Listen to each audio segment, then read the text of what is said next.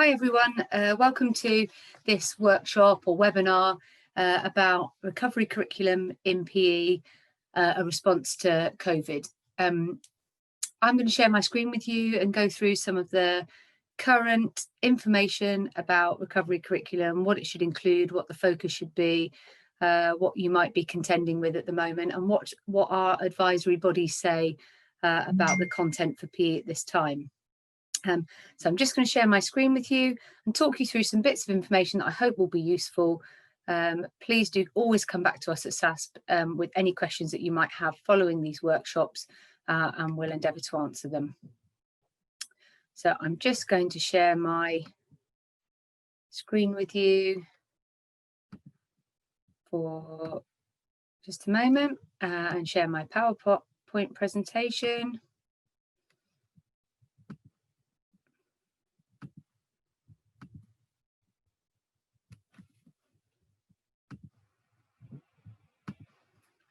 Okay, so welcome to Recovery Curriculum in PE. Let's have a think about what a recovery curriculum should look like in response to COVID-19. It's gone on for much longer than maybe we anticipated to start with, and it's difficult to understand what a good PE curriculum should look like in this time, and why we might do certain activities.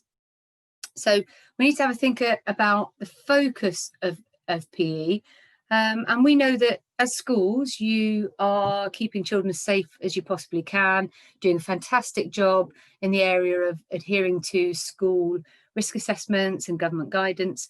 So we're not going to focus on that during this workshop, but more about what should we be doing for children at this time, what might they have lost in terms of the last 9 months, in terms of their learning, physical learning, and the impacts of COVID. So just to share this with you, from the first lockdown, and obviously we've had the November lockdown and now we're in a second full lockdown, there's been a huge increase in inactivity for children, with up to 43% doing less than 30 minutes a day. There's been some mental health impacts in terms of young people. We've had the educational impacts and educational gaps that we've seen widening, and in addition, there's been a lack of new opportunities for children as they miss out on their enrichment activities after school with you guys and in the community. There's been a lack of opportunity for them to try new things or maintain the things that they were doing currently. So that I know that you are seeing in school every day the impacts of the last 9 months on the children in your care. So if we think about those impacts, what should a recovery curriculum in PE look like? What do we need to base it on? What do we need to be addressing in our young people in terms of a PE curriculum?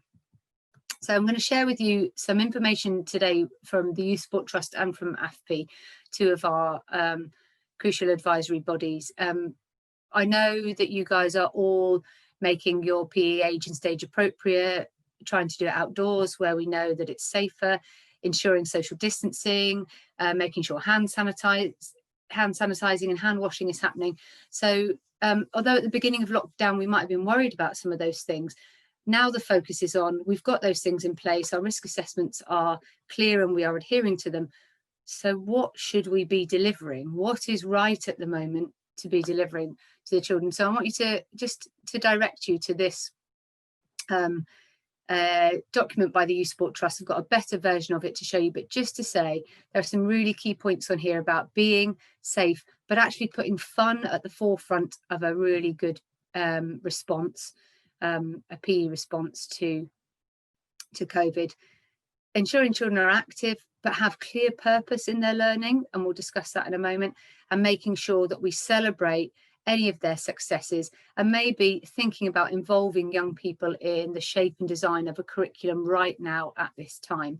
I think this slide is slightly better in terms of some teaching tips for you guys in terms of recovery curriculum. There's some really important things here. So you'll notice the word from both Youth Sport Trust and AFPE, which I'll share with you later, is about engaging children in the fun of physical activity. Again, that they might well have lost, is including some learning focused clear purpose. So despite the fact that we might be doing different activities in our PE curriculum at the moment, that we still need to have that learning focus and that clear purpose within our sessions. We should also have and include some cognitive, social and emotional outcomes, particularly at this time. We'll talk about why that's important in a moment. And most importantly, to make sure we're engaging children by celebrating any successes they have, to keep engagement high and remind them about how fantastic physical activity is and what they can achieve during it. So, you know, at the bottom there in small writing, there's a little bit about making sure all your activities follow government guidance. And that might be different for different schools, depending on what space and your own risk assessment policies, and looking at NGB guidance. But actually, once we've done all of that and we've ascertained what space we've got and how our children are going to work safely, what should we then be delivering? So the AFPI have got a fantastic resource here about what children might have missed. So in the pink, we've got some potential challenges and impacts of COVID, and chatting to teachers as we have done since September over the last 4 months, then we know that you are all noticing significant emotional and social issues with your children in terms of their behaviour is different in the classroom, in terms of more children needing one-to-one support, children reacting differently to you as a teacher than they did before. So some really significant changes in children that aren't just physical changes. And we know that all of those things in the pink there, certainly on the right-hand side, so anxiety, depression, reduction in self-esteem, mood swings, anger, a lack of social skills, inability to follow instructions or share, more need for reassurance and support.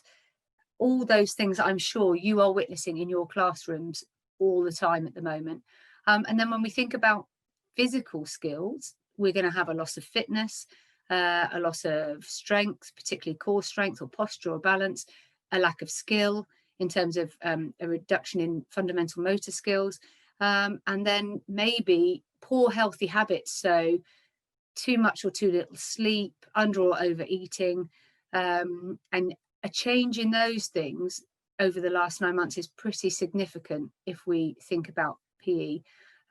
There's also obviously what we understand to be that educational gap and the loss of cognitive routines and learning behaviours. But actually what we can get is that physical education is a brilliant vehicle for addressing need, not just in physical development, but it can be a brilliant vehicle in developing emotional well-being, social well-being and cognitive well-being. And if we use it really well in a recovery curriculum, it can help us and help children to build better habits, better behaviours in those areas. So I want us to really focus on that. And actually the focus for Youth Sport Trust and for AFPI is what else PE can do for our children as well as the physical. So in terms of what you should be delivering now in school and a COVID curriculum, then we need to maybe be addressing some of the things that children have lost and not just the physical skills. So try to put this down for you now as maybe what should the focus of PE be, and then we'll look at what activities can address that. But the focus of PE right now should be and is advised to be fun activities that continue to encourage children to develop a love of physical activity, maybe some health-based work that addresses some of the patterns, poor behaviour patterns children might have got into. So we need to maybe help the children understand the importance of physical activity and its role in helping our mood, helping us to sleep better, helping us have a better healthy routine in terms of what we eat. So maybe some knowledge and information around health should be the focus. We should definitely have some focus within PE on children's personal and social skills, so their ability to maybe follow instructions or negotiate and collaborate with other children, or just reduce that fear of working with other people again in terms of their learning. we should definitely try and have some focus on some fundamental movement skills, some balance, agility and coordination that may well have been lost over these last 9 months. And if we're going to re-engage children in great physical activity, physical education, then we should involve some choice for them. And there is no better time to offer some choice for children in terms of engagement and appropriate challenge. Those of you that are in school at the moment with smaller groups for our critical workers or our key workers, you might have 5 or 10 children in a group instead of 30.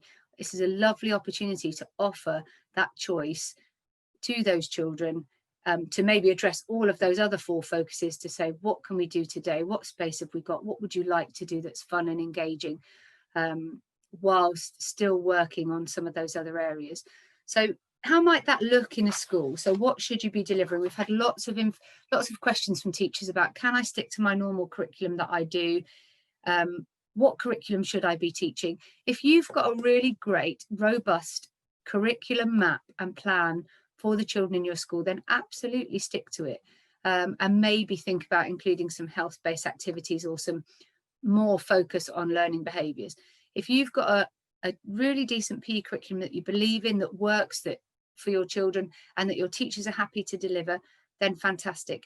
If that's not an option for you at the moment because of staffing issues, because you've got TAs delivering some things, teachers delivering home learning, and it's just not working for you, then don't be frightened at the moment to move away from your normal curriculum map for PE.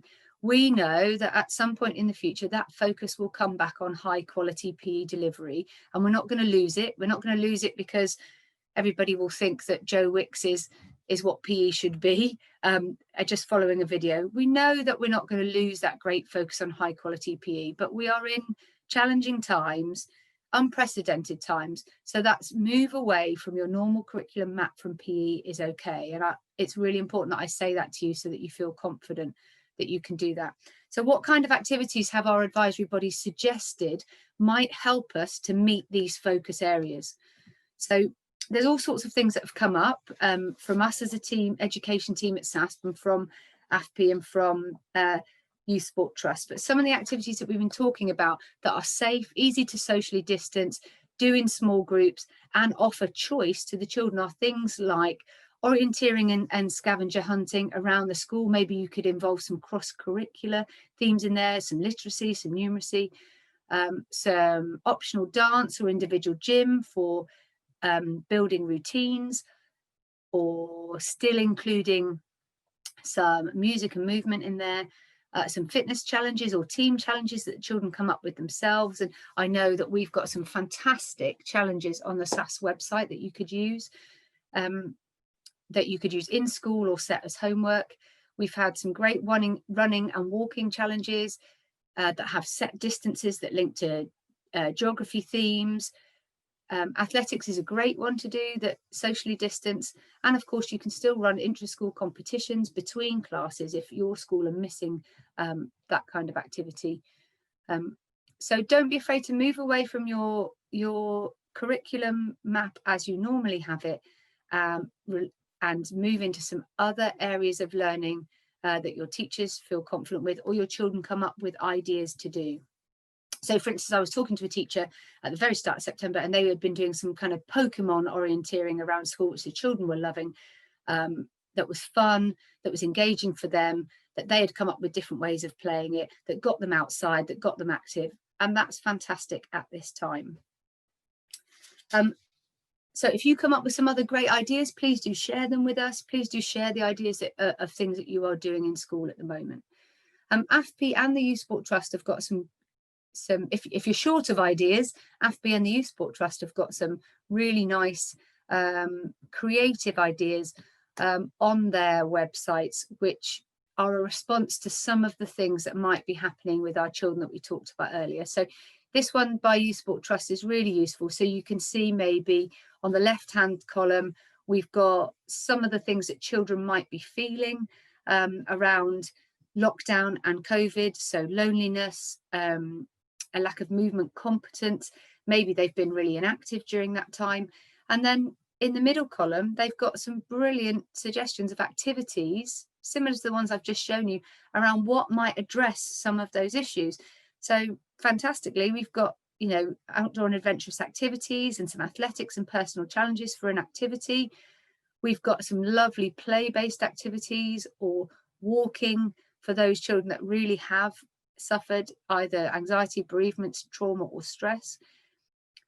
We've got some skill-based activities, movement and agility suggestions for those that have maybe lack in fundamental movement skills. And the great thing about the Youth Sport Trust is on their website, there will be what's referred to in the middle challenge, Key Stage 2 games and ball skills. There will be resource for that on there for you to copy if you wanted. And then of course the intent or the responses, why might I be doing these things, in the final column is that's going to help me with my social interaction or my movement skills, or to build my stamina, strength and flexibility. So your rationale for why you're doing those things are there. So if that helps you in terms of SMT, or just rationalizing right now about why you're doing the PE curriculum you're doing, then that intent is really important. And if you go back through this workshop or video to that first slide that we showed from AFPI about what our children might be feeling and what the response to that might be, the pink and then the purple response, is that can be your intent right now for your curriculum. Is we are responding to these unprecedented times. These are the things our children are feeling, and this is the P response we've put in place. So if you need that at the moment, if you need to have something in your PE policy, or you need to know what the intent of your curriculum is for as justification to governors or to senior management, then there is your intent to help you. AFPI have produced a really lovely document as well. So if you go onto their website and type in reactivating learning, then this will come up, and it's got some very specific creative ideas around how will I help children with emotional well-being. I can do this, I can practice some relaxation techniques, I have some yoga or Tai Chi or Pilates as part of my curriculum, get my children to work outside as much as possible, doing some trails or orienteering. It says ask pupils to create their own challenges. In response to social well-being, it's got some really nice things about working in pairs and trios, small groups, creating games, team challenges. So it's got some really lovely ideas to help you and the children to come up with some things that you want to include in your recovery PE curriculum, should you want to. So in terms of physical well-being, just to reassure you, it's got things like, why not do party games like Simon Says or musical statues, particularly with our Key Stage 1 learners, or maybe we'll use songs and stories with our Key Stage 1 learners to reactivate some of that fundamental movement skill, physical loss, but still be really engaging and fun. So go onto the AFPI website and type in reactivating learning, go onto the Youth Sport Trust website and type in response to COVID, and there are lots of things to help you on there. In addition to that, of course, at SASP, we are trying everything we can to help and support you. We have an area on our website called COVID support for teachers and families. The SGOs will be sharing that link with you. We will be sharing that link with you. But on there are lots and lots of different resources that will help you in your recovery curriculum right now at this time. Please do have a look there too on our website, and we will be sending you the link for that following the conference. But right now, just be reassured, recovery curriculum needs to address what children have missed during the last 9 months or might be missing. Be creative about what you offer. Just know that the intent is identifying those things that children need and having a PE curriculum that matches it. Make it purposeful, make it fun, make it creative, and you are okay with that. If you need any help or guidance about resources to help you, or a great PE program that can help you, then please do come back to us at SASP. I hope that's been helpful. Please feel free to look through the PowerPoint again, but have a look on AFPI, have a look on Youth Sport Trust, and good luck everybody. Let's hope that we are back to normal teaching soon, with all our children back in school and back to a high quality PE curriculum delivery as soon as we possibly can. But for now, good luck and stay safe.